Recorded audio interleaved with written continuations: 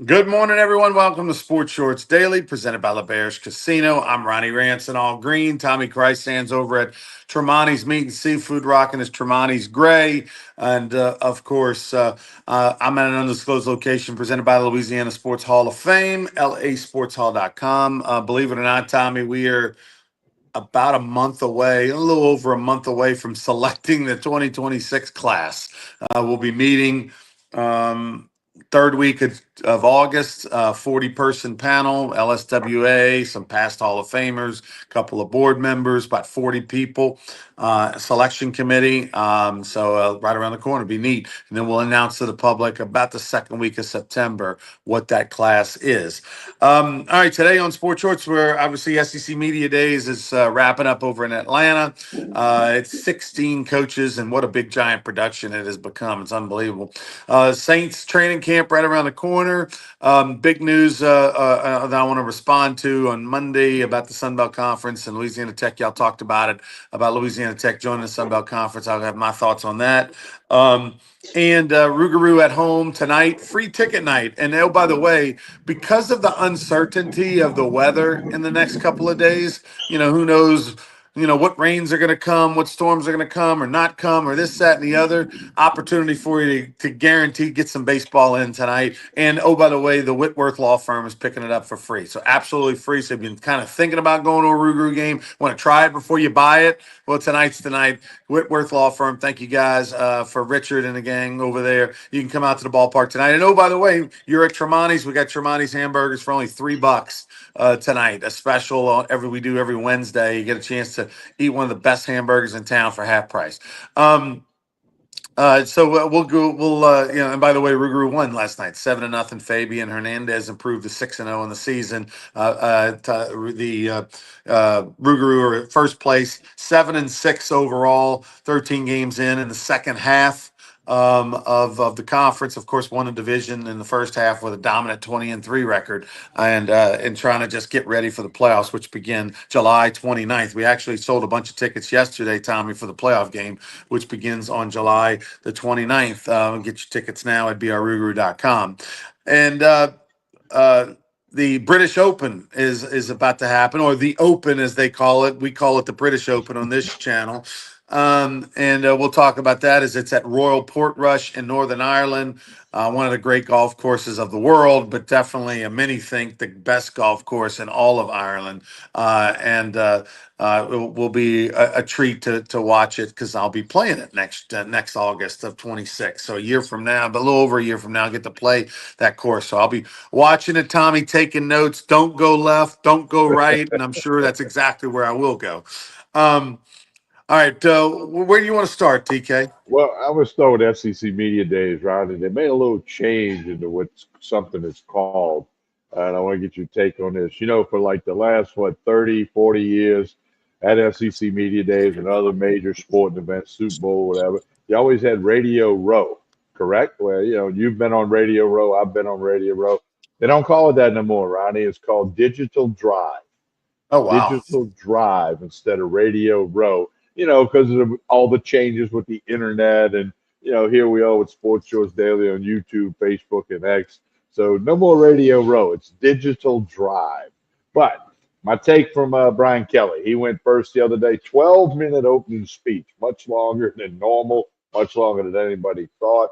And he sounds very confident. I think he understands things and he knows the opening game's important. He talked about that. Want to be 1-0, got to play Clemson, who's really good. He took a little jab that, they call themselves Death Valley, but LSU's the real Death Valley.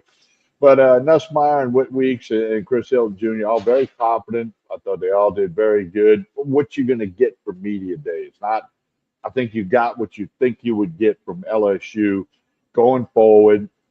Other coaches, few comments here and there that got a little attention. It was kind of funny. They introduced Steve Sarkisian, and they make a theatrical show out of it.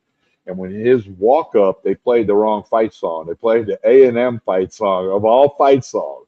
Okay, so Ronnie, I got to go with that was done on purpose. There's no way that was an innocent mistake that you would play the A&M fight song when Texas coach Sarkisian walks up on the No, stage. I totally believe it happened. Now, tell me, the people that are working the stuff behind the scenes, a lot of them are a bunch of nerds who don't really know who anybody is, and they're Right. just looking at a list and they typed in Texas, and the Texas A&M popped up first or something. You know what I mean? Like, Texas and then the A or whatever. Like, they just, they hit the Texas button or they typed in Texas. They put the mouse over the word Texas.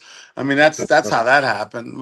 Because but that's just, oh, that's such a That can't bad happen. mistake. I mean, That's that just can't such a bad happen. Okay. mistake. My goodness.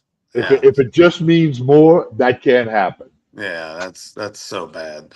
But Um, anyway, so I thought it was interesting the conversation that Chris Hilton had with Matt Moscona.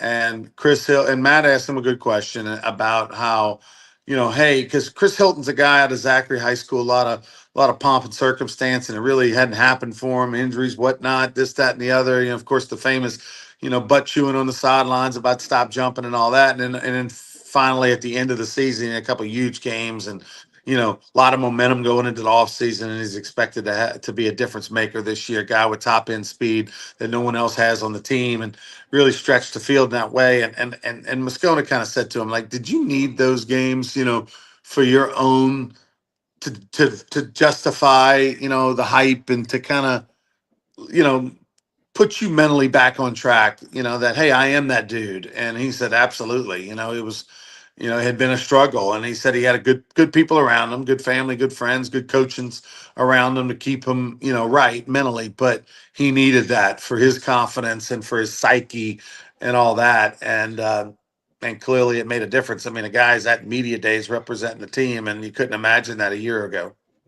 yeah, I agree with you completely. Let's hope that transfers to some good things on the field this year. Catching some balls from Nussmeier and playing his role because he's super talent. There's no question about that. And let's see if we see that upside that everybody's been looking for. And I think there's a good chance that we do. Um, the uh, the British Open. I want to talk about that for a second because the odds. Okay, the top three, and I want to talk about what Scotty Scheffler said yesterday. He's getting a lot of run on social media, but right now Scotty Scheffler is the favorite. You lay $100, you win how much, Tommy? 550. And then who's in the next two? Next would be McElroy at you'd win 750 for $100. John Rahm plus 1200, so you'd win 1200. So a Bryson big DeChambeau plus gap. 1800. Yeah. Now I took, I always like to take a long shot, so I took Brian Harman, the little left-hander who won the British Open a couple of summers ago.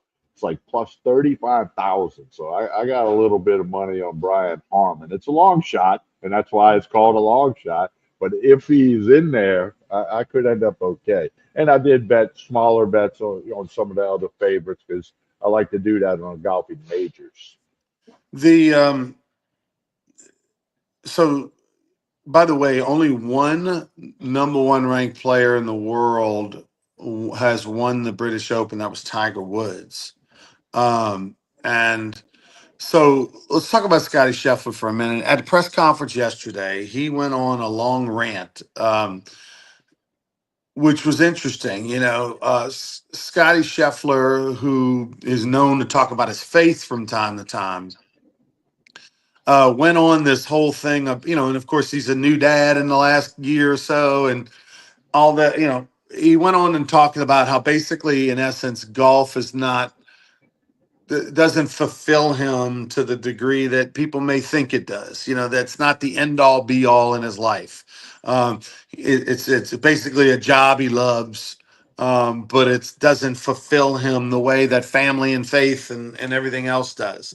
And I'm sure. I mean, look, he's not the only golfer who feels that way, but he's the number one golfer in the world, and he went and talked about it for quite a long while. And it's interesting the reaction that people have to his kind of unburdening himself and talking about something very deeply and passionately for a while. And there's some people that think, oh man, is this the beginning of the end? Is Scotty Scheffler, leading to retirement or walking away like Barry Sanders or something like that did in the NFL at the height of his career? Or they loved what he said. It's been different reactions. What was yours? I actually caught that whole thing, and as he was saying it, I thought it was kind of good. It was kind of genuine. It was kind of real. And this is what it reminded me of, Ronnie, the late great Tony Robichaux, somebody you and I knew very well. He used to say, "A baseball coach is what I am. It's what I do. It's not what I am. I am a baseball coach, but that's not me." And I kind of drew that parallel when I was listening to Shepard the other day because he was basically saying, yes, I am a golfer, but my family and my faith is very, very important. And come Sunday night, if he's the winner, it's move on to the next tournament. If he's not the winner, it's move on to the next tournament. I thought it was a very good look at Scotty Scheffler that maybe a lot of people hadn't seen because they don't have major press conferences like this for all the top golfers unless it's a major tournament. Yeah, they all meet with the media and the clips hit the floor and all that stuff. But I liked it from Scotty Scheffler because he kind of put it, in his own perspective. And now I think everybody knows a lot more about Scotty Scheffler, and everybody thinks he'll be in the hunt come Sunday, final round of the British Open. We'll have to see. Yeah, I thought like he's very sincere and I think it was a situation which he said, look, when you win a tournament, a major, or you've been in a tournament, it's he said it's exciting for 2 minutes.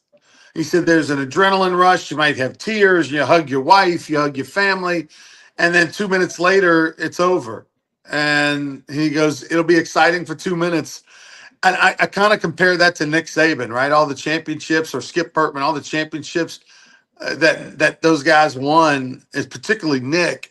The minute you hoist the trophy and the confetti's done falling and you hugged a few people, it's on to all right next year, the next year, preparing for next year, and and I think I think that's some people get more out of it, bask in that glory a little bit longer than others. I think all coaches and players and whatnot should probably enjoy the moments more. It doesn't mean that you turn into a cocky asshole. It just means that, just reflect for a minute or enjoy, how it feels, and enjoy, appreciating those around you, whether it be your coaches or staff or players or whatever, that, hey, we accomplished this goal that we set out to, starting years ago or months ago or whatever the case may be. But it was very honest and sincere how he was like, "Hey, look, I love playing golf. It's my one of my favorite things to do. Um, but I win the tournament. It feels good for a few minutes, and then it passes, and it's not as fulfilling as you may think." And I think as fans, we see, for example, McElroy when he won the Masters. I mean, if anyone enjoyed winning a tournament, I don't know that they enjoyed it more. I don't think that we enjoyed it more than watching Rory McIlroy win the Masters.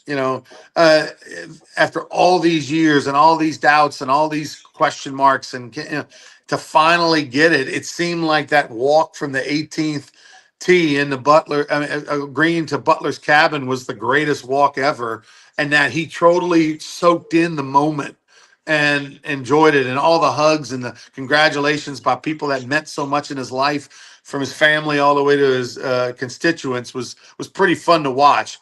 I think he got the most out of his 2 minutes after, maybe even more than Scotty Scheffler's gotten. Well, and that was like what 11 years coming with all the different tries to complete the career Grand Slam. So that was a little bit, a part of that juice that got in there, no question about that. But I think maybe that's why Scheffler's number one because of what we heard this week in that press conference. And, he loves competing, he loves playing the game of golf. He's obviously very good at it. But then he leaves the golf course and he's able to leave it, and it also made me think of, I don't know if you remember Bruce Litsky, played on the PGA Tour for a long time. Yeah, Never practiced. Never practiced. really. He'd hit a few warm up balls on the Thursday before the tournament. He didn't play practice rounds. He never played. He won 4 or 5 times on the tour, and a lot of top 25 finishes, or whatever. And one time they even tested him. They took like a banana peel and put it in his head cover and like stuck it on his driver at the end of a tournament. And then when his clubs got to the next tournament, they pulled it off. And yet banana peel was still there. So, I mean, proof that he didn't practice. They were trying to find out, okay, maybe Bruce sneaks in a few swings, but so but hey, Scheffler is Scheffler, and you would think he's going to be in the hunt. Anything can happen. It's the British Open, the weather, the links course, anything can happen. But we'll have to see how it transforms. But I think he earned a lot of respect from a lot of people because he was so genuine, he was so true, and he was just telling you who he is. He kind of gave a different look at Sheffield than maybe a lot of folks, a lot of golf fans had never seen before. Major League Baseball All-Star Game was last night. Paul Skeens accomplished something that hadn't been done ever, and that was to do two starts his first 2 years in the National League. First, Uh, first pitcher ever, yeah. yeah, first pitcher to have two starts on the mound in the first 2 years in the pros. And of course, he just threw one inning and dominated his one inning. It was tied, and it went to this new format, the home run swing off. What did you think of it? Well, I was busy with the Rougarou winning 7-0 over Lake Charles last night. By the way, Fabian Hernandez, brilliant again. If you get a chance to see that guy pitch next week, you need to come out.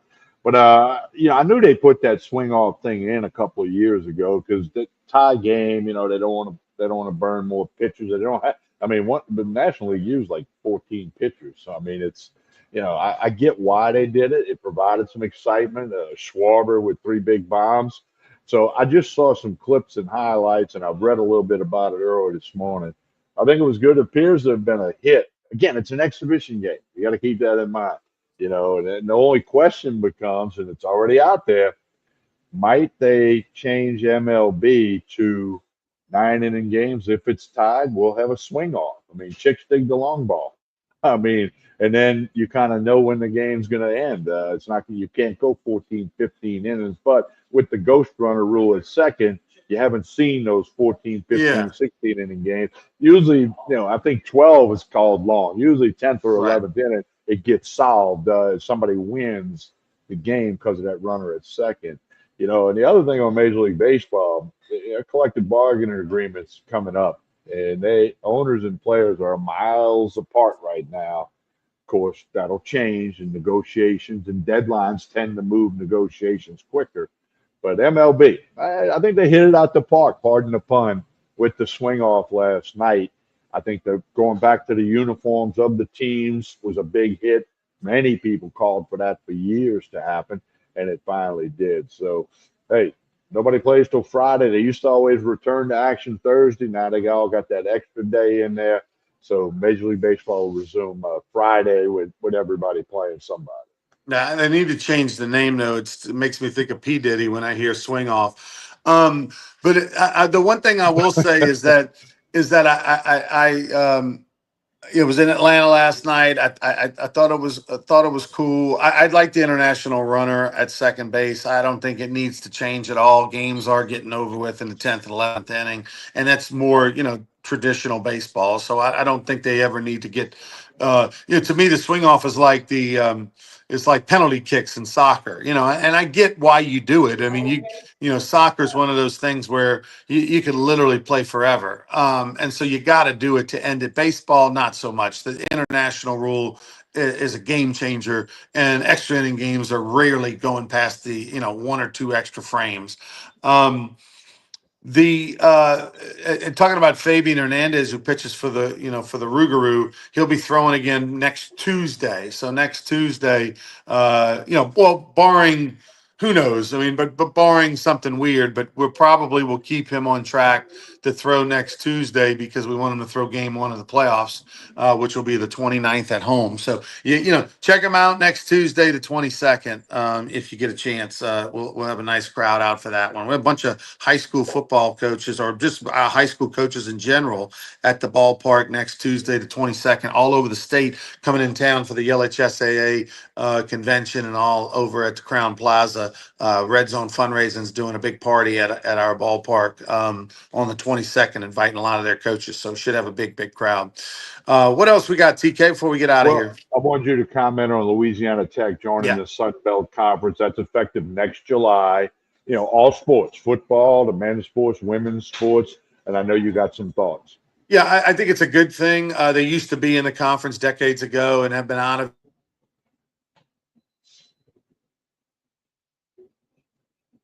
My thought on it is that it's it's going to be a great financial windfall for the Sun Belt Conference. I mean, for Louisiana Tech, because they don't have to pay to travel as much, right? You got ULM, you got UL just right here in the state. And then you go over to Mississippi, you got Southern Miss, you got Arkansas State. You got a lot of teams that are nearby, so it's going to save them a lot of money on travel, which is in this day and age. And also with everybody jumping and moving and going from team to team and conference to conference and all that sort of thing, if you got somebody who wants to be in your conference, it's kind of like you can't have enough people that love you, Tommy, right? In the sense that if you got people that care about you, you don't want to run them off in life. And and there's the Louisiana Tech saying, "Hey, we love you, Sun Belt. We want to be a part of you."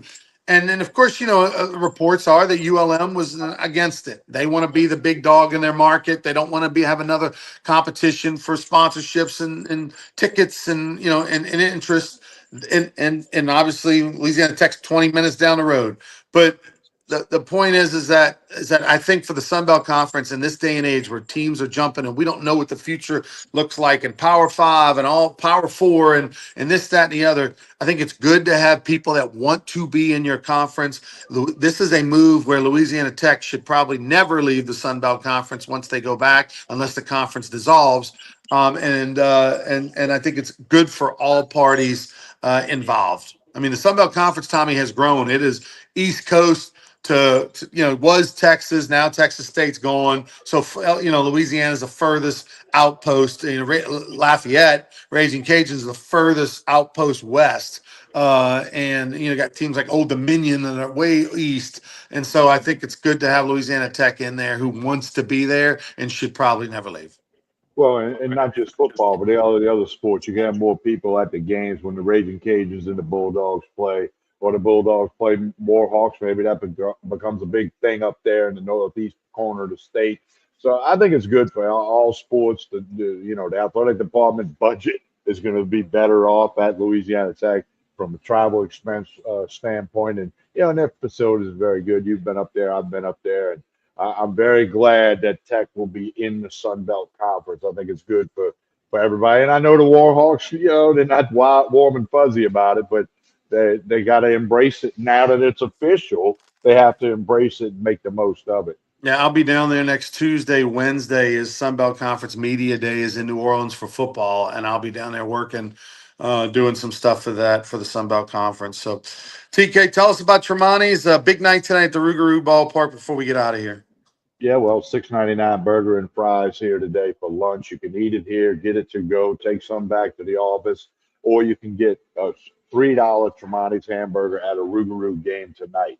That's every Wednesday for lunch, and then every Wednesday out at Goldsby Field, hamburger special from Tremonti's Meat and Seafood. Of course, they got all your catering needs. Load up with the bad weather coming. Come get some meat, some seafood, some side dishes. 20 flavors of sausage, the ribeye rolls, the shrimp rolls. You can get it all here. Get ready for the weekend. And of course, as always, catering is available from Tremonti's. They can bring it to your office, your place of business, whatever you might want to do. Tremonti's Meat and Seafood. Hey, don't forget to like and share this show. That certainly helps us. Whether you're watching on YouTube, Facebook, or X, we appreciate it. And we ask you to hit the like button, hit the share button, and let all your friends know about Sports Shorts Daily. We'll be back Friday morning with another episode of Sports Shorts Daily. See you at the Rougarou game tonight. Gates open 6 o'clock. Free ticket night because of the Whitworth Law Firm. Free ticket night. Get some Rougarou baseball in tonight. Get a Tremonti's burger, a cold beer, and everything else. Bring the kids. Kids have a blast at Rougarou games. On behalf of Ronnie Rance, I'm Tommy Christ.